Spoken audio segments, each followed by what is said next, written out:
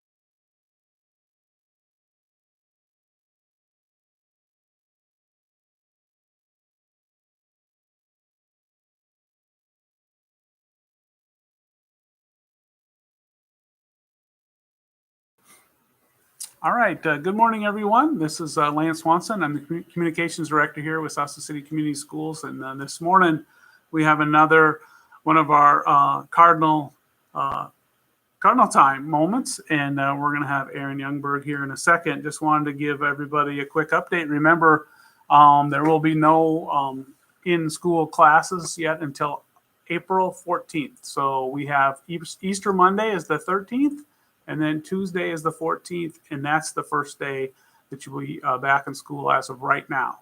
So that may get extended, and we won't know that for a while yet. But just keep that in mind. That's kind of the goal we're shooting for right now. So keep in mind, once again, the first day back will be April 14th.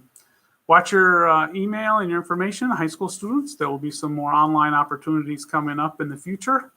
And then there will be some opportunities for middle schoolers. And come on down, Mr. Strong. I just went live. We were just kind of testing the mic and making sure. I was telling them about the new start time for school. Oh, yeah. And so if you want to I'll just kind of turn it to you. Okay. You want to say it? Sit down.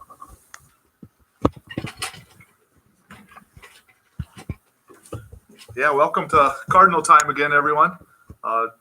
Don't have a whole lot to update you on other than we are moving forward. Just got off a great Zoom meeting with our high school staff led by our high school administration, talking about what we're going to do for the high school students as far as curriculum and how to deliver that moving on. So tons of great ideas. As you know, we have fantastic teachers. They're ready to roll out our plan and start moving towards online education.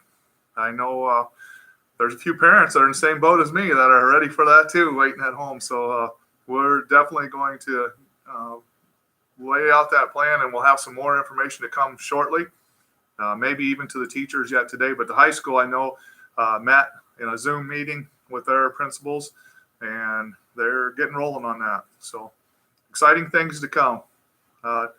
And thanks today to Aaron from Heartland Counseling. He's one of our rock star mental health therapists in the district, and many of you know him. And I'm sure he'll have a great message for you. But please spread the message to your friends to join in. There's some great tips. The stuff that Jennifer shared yesterday, I actually used a little bit last night. So it's a great way to get some tips on reducing stress and anxiety. And I'm not sure what Aaron's topic is today, but he's a wealth of knowledge, so he'll be delivering a fine message too. But thanks. Go ahead. Just real quick, yeah, he's gonna. It's called "Let's Talk About It" with Aaron. Okay. So that's pretty cool. Sounds like it. I did share with him the day that we've kind of extended that time through Easter Monday. So the first day back would be April 14th. That's a Tuesday. But we did get a couple questions. I've gotten it several times about the activities, and we don't have an answer yet on that. Yeah. Right now, the official ruling by the state is no practices, no activities up till March 30th from the School Activities Association. My guess is that's going to be extended, but that's only a guess. We have no official word yet, and how long that's extended, I don't know. So I expect we will hear more information this week from the Nebraska School Activities Association on that direction. So right now it's March 30th. I'm hopeful, I'm optimistic that we'll be back together and we'll get to participate in not only school, but some activities. But you guys are aware of what's going on in the news and around the world. And there are some schools in our state that have postponed actual in-person classes for the rest of the year. And so we'll continue to stay abreast of everything. The reality right now, if you heard this morning's broadcast, is that there are 0 cases, confirmed cases of coronavirus in Dakota County, which is, great for us, but also we're not ignorant of the fact that the coronavirus is all around us. So we want to flatten that curve, do our best to stop community spread and try to keep you all safe too. So, but good question. Thank you. All right, good. Yeah, there was just another one about graduation. Actually, we've gotten about 3 or 4 of those. And I think, once again, we don't have a solid answer on that, but we're looking at different ideas just in case. And so, right? Yeah, different ideas. I'm optimistic that we're going to be able to have some form of graduation ceremony. It's definitely not going to look like anything we've done in the past, but we're hoping that we'll be able to do something for graduates. We're not throwing in the towel right now and saying that we're not going to do that. I know everyone's worked hard, and that's a big question out there that you want to celebrate that, and we want to celebrate with you. And so we're going to continue to brainstorm ideas and have some hope that we will be able to get together for graduation. I guess the biggest thing that I can talk to you as students about is pay attention to your social media, your contacts, the Remind app from your teachers, because there's going to be some information coming out on that regarding classes and what we need to do to keep getting credits and moving forward. And we're hopefully going to get to the point where we're providing new material, but also giving you feedback, even maybe to the point of being able to grade some work virtually and making sure you have the credits you need to graduate, the stuff you need to go on to the next grade level, the stuff you need to take that next class that you registered for, and keep you learning. So keep on keeping faith. Keep the questions coming. All right, thank you very much. We'll turn it over to Aaron now. All right, Aaron, I'm going to get out of here. Thank you. Hi, everybody. As Mr. Strom said, I'm Aaron Youngberg. I hope I can live up to his introduction. I'm from Heartland Counseling. I do some of you know me from the high school. And I'm here today to talk just about gratitude and optimism.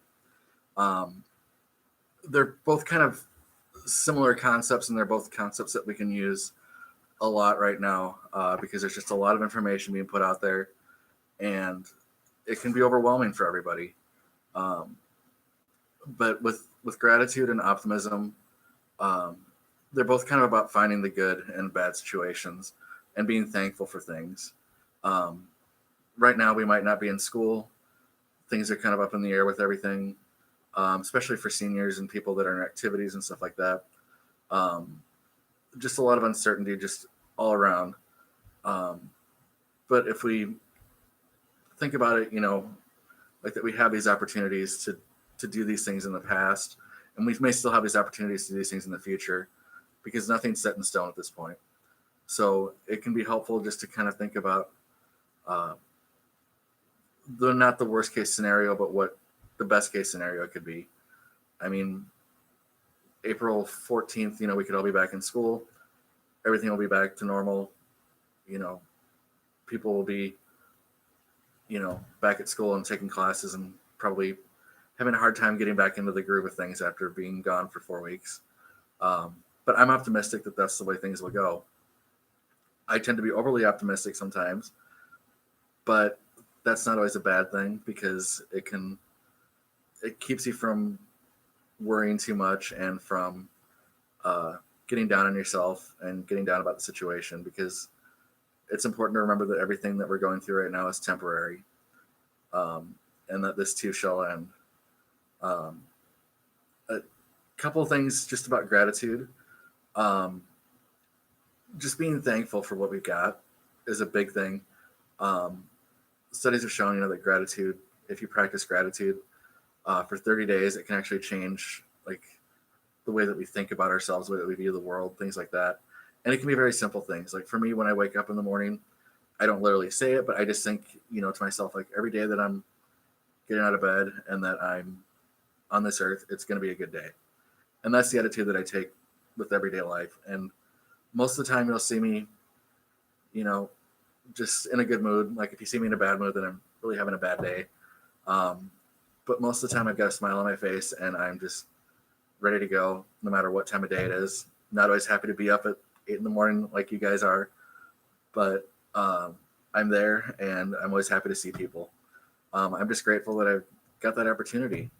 And some of the opportunities that you guys have right now too, you might be able to connect with family members that you haven't spoken to for a while. Spend more time with mom and dad if you want to. Spend more time with your siblings. Just build those relationships. Some other things that you can do to kind of show your gratitude is pick a family member that you haven't maybe not have spoken to for a while, maybe do speak to on a regular basis, and just write them a letter. Just handwrite a letter and just give it to them, like saying like that you're just thankful for what they've done for you. Like if there's specific situations or specific things that they've done for you in the past that, you really thought were very nice, then you can just write them a letter. It doesn't cost you anything other than a piece of paper. And then keeping a gratitude journal, just writing down what you're grateful for during the day. And when you're having a bad day, then you can go back and look at that. And, it might seem like everything's going wrong, but you can look back and see like even the basic stuff, like having, clothes on your back and roof over your head, food on your table. I mean, it's not all guaranteed sometimes for everybody in the world. So something to be grateful for. And then optimism. I kind of look at it as this can be an opportunity to find, or taking the opportunity to find the good in a bad situation. And it can also be a time for personal growth. We can take negative situations, and when we survive them and when we make it through them, then we can learn something from them and take that knowledge with us forward. And, keeping optimistic about the situation, that we are going to survive this because we will, and that we will be back at school because we will. We'll be able to take all this information that we've learned from this situation, and God forbid the situation ever comes up again, but if it does, we'll be better prepared for it. And so it's just kind of rolling along. That's all that I have, other than I'm just going to finish with one bad joke about optimism. An optimist and a pessimist and an engineer, they all see a glass of water, and the glass is half full. That's what the pessimist would say. Or sorry, the optimist would say. The pessimist says that the glass is half empty, and the engineer says, well, you know what the problem is? You got too much glass. So that's my bad joke for the day. And I will leave you with that. All right. Thanks for watching.